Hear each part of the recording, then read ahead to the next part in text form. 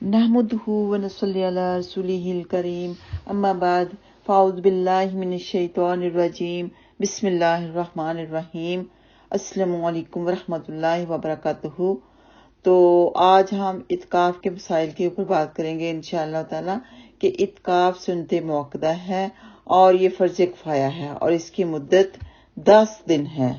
इत्काफ अरबी ज़बान में किसी मकान में बंद होने को कहते हैं और इसके अलावा जम कर बैठने को भी इत्काफ ही कहते हैं। और फर्ज किफाया का मतलब है कि कोई बस्ती है, कोई शहर है, उसमें से कुछ लोग इत्काफ पर बैठ जाएं तो सबके लिए किफायत हो जाती है। जैसे कि फर्ज आइन है एक, तो वो तो है कि सब के ऊपर फर्ज, जैसे नमाज हो, रोजा हो, लेकिन फर्ज किफाया है कि कुछ लोग अगर वो काम कर लें तो सबके लिए किफायत हो जाएगी। और शरीयत की इस्लाह में रोजे और इत्काफ की नीयत के साथ मस्जिद में बैठने को इत्काफ कहते हैं।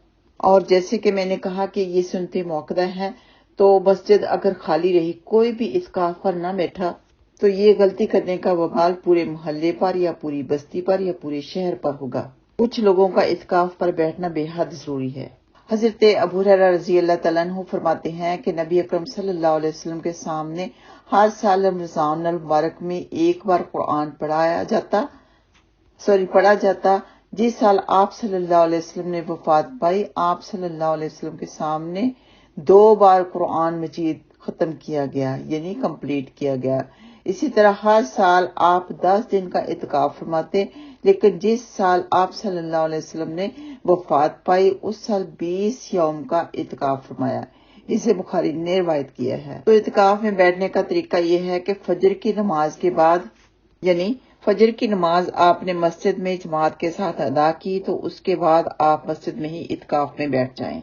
और इत्काफ में बैठने के लिए रोजा रखना जरूरी होता है, रोजे के बगैर इत्काफ नहीं होता। फिर जब आपको चांद नजर आने की इत्तला मिल जाए, यानी ईद का चांद, शवाल का चांद नजर आने की इत्तला मिल जाए, तो फिर आप इत्काफ से उठ सकते हैं। तो कुछ लोग क्या करते हैं कि जब कोई इत्काफ से उठता है तो उसके गले में हार वगैरह डालना या इसको कोई गिफ्ट देना या मुबारकें पेश करना, तो ऐसे अमाल जो सुन्नत से साबित ना हो वो बिदअत में आ जाते हैं।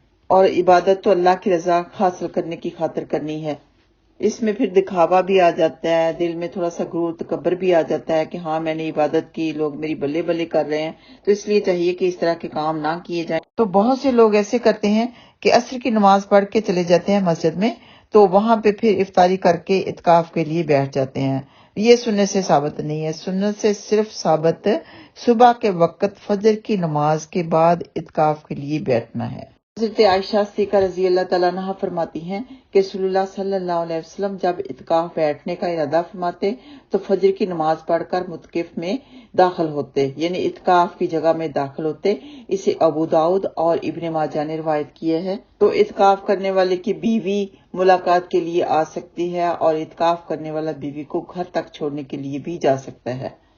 इसके बारे में हदीस मुबारक है कि हजरत सफिया रजी अल्लाह तआला अन्हा फरमाती हैं, रसूलुल्लाह सल्लल्लाहु अलैहि वसल्लम इत्काफ में थे, मैं रात को नबी अकरम सल्लल्लाहु अलैहि वसल्लम से मिलने आई और बातें करती रही। वापस जाने के लिए उठी तो नबी अकरम सल्लल्लाहु अलैहि वसल्लम मुझे छोड़ने के लिए उठकर खड़े हो गए। इसे बुखारी और मुस्लिम ने रिवायत किया है। तो मर्द हो या औरत, इत्काफ मस्जिद में ही होता है, घरों में इत्काफ नहीं होता। हालत इत्काफ में बीमार पुरसी के लिए जाना, जनाजे में शरीक होना, बीवी से मुजामत करना, बशरी तकाजों के बगैर इत्काफ की जगह से बाहर जाना मना है। इत्काफ में कोई बैठ गया तो कोई बहुत जरूरी काम है, खुद किए बगैर गुजारा ही नहीं होगा, तो इसलिए तो जा सकता है वरना नहीं जा सकता। लेकिन अक्सर सुना जाता है कि बहुत से मर्द हजरात इत्काफ में बैठते हैं, सुबह को जॉब के लिए निकल जाते हैं, शाम को फिर आकर इत्काफ में बैठ जाते हैं, तो ये जायज अमल नहीं है। अगर इत्काफ में बैठना है तो जॉब से छुट्टियां ले ली जाएं, क्योंकि इत्काफ तो जम कर बैठने का नाम है, अपने आप को दुनिया की फजूल चीजों से रोकने का नाम है। जिसने भी इत्काफ के लिए बैठना है, अल्लाह सुब्हानहू तआला की रजा हासिल करने के लिए, ज्यादा से ज्यादा इबादत करने के लिए और ज्यादा से ज्यादा दुआएं मांगने के लिए सीरियस होके बैठे, फिर दुनिया के कामों को छोड़ दे। इत्काफ में ज्यादा से ज्यादा अपने लिए, अपने घर वालों के लिए, खानदान के लिए, अपने मुसलमान ममालिक के लिए, इस्लाम के गलबे के लिए, हिफाजत के लिए दुआएं मांगी जाएं। हजरत आयशा सिद्दीक़ा रज़ी अल्लाह तआला अन्हा फरमाती हैं, इत्काफ करने वाले के लिए सुन्नत ये है कि वो बीमार पुरसी को ना जाए। جنازے میں شریک نہ ہو، بیوی کو نہ چھوئے اور نہ اس سے مجامت کرے۔ اعتکاف کی جگہ سے ایسے ضروری کام یعنی قضاء حاجت، فرض، غسل وغیرہ کے بغیر نہ نکلے جس کے بغیر چارہ ہی نہ ہو۔ اعتکاف روزے کے ساتھ ہی ہوتا ہے اور جامع مسجد میں ہوتا ہے، اسے ابو داؤد نے روایت کیا ہے۔ تو اس حدیث سے بھی آپ کو پتہ چل گیا کہ مسجد میں ہی ہوتا ہے، اور قرآن پاک کی آیت سے بھی آپ کو پتہ چل گیا۔ اللہ تعالیٰ نے وضاحت وہاں پہ فرما دی۔ سورۃ البقرہ کی آیت پارہ نمبر 2 کی ہے، وَلَا تُبَاشِرُوهُنَّ وَأَنْتُمْ عَاكِفُونَ فِي الْمَسَاجِدِ، یعنی یہاں پہ مساجد واضح کیا کہ مسجد میں جب تم ہو اعتکاف کے لیے تو پھر بیویوں سے مباشرت مت کرو۔ جمع جنابت یعنی ہم بستری کو کہتے ہیں، مباشرت اس کے علاوہ کے کاموں کو کہتے ہیں، تو مباشرت بھی نہیں کی جائے گی، جمع تو کیا ہی نہیں جائے گا۔ نبی پاک صلی اللہ علیہ وسلم نے فرمایا کہ اعتکاف کرنے والا ایک تو تمام گناہوں سے محفوظ رہتا ہے، دوسرے اس کے لیے وہ تمام نیکی کرنے والے کی نیکیاں لکھ دی جاتی ہیں جسے وہ اعتکاف کی وجہ سے نہیں کر سکتا۔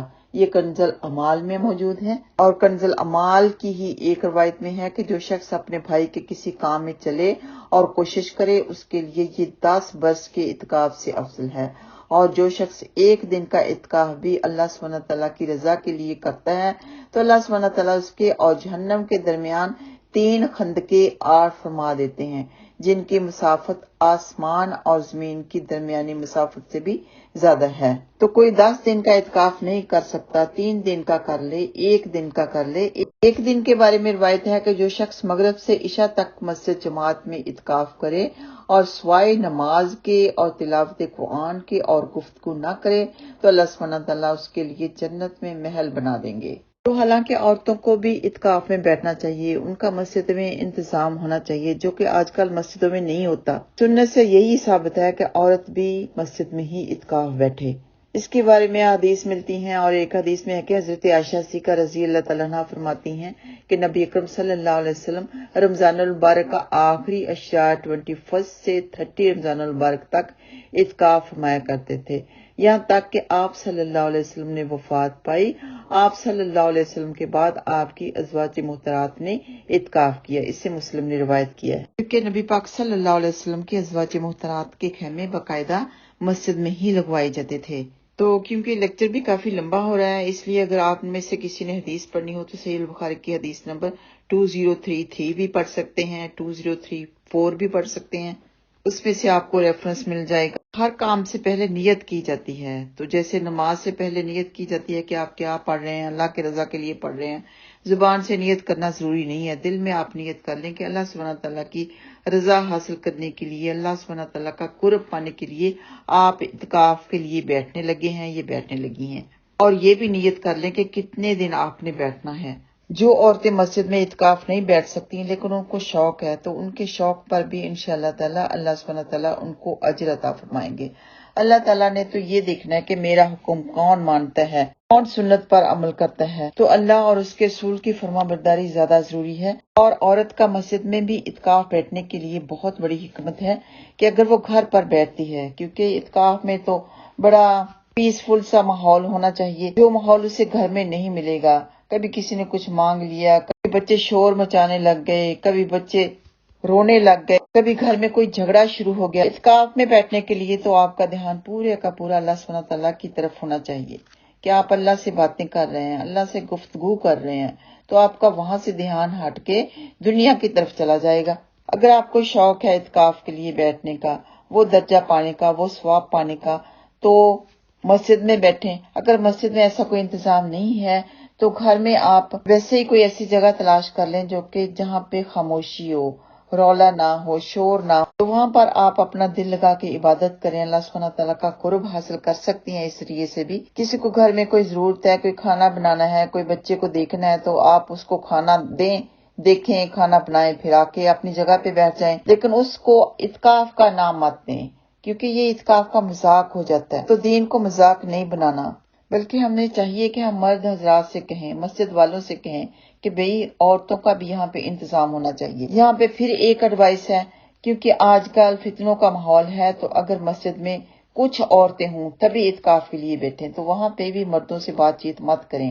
کہ صرف اور صرف اپنے محرم سے ہی آپ بات کر سکتے ہیں. تو آپ کے محرم میں سے کوئی آپ کا بھائی ہے، بیٹا ہے، خامند ہے، بھتیجا بھانجا ہے، ان میں سے کوئی اگر مسجد میں اعتکاف کے لیے بیٹھا ہوا ہے تو تب ہی بیٹھیں، کیونکہ آپ کو ان سے بات کرنے کی کوئی ضرورت محسوس ہو سکتی ہے. جیسے نبی پاک صلی اللہ علیہ وسلم اعتکاف کے لیے بیٹھتے تو ان کی ازواج محترات ان کے ساتھ مسجد میں اعتکاف کے لیے بیٹھ جاتی. تو ایسے ہی ہمیں بھی چاہیے کہ ہمارے محرم میں سے کوئی اگر اعتکاف کے لیے بیٹھا ہے تبھی ہم اعتکاف کے لیے مسجد میں بیٹھے، ورنہ گھر میں ایک خاموش جگہ تلاش کر کے وہاں عبادت کر لیں.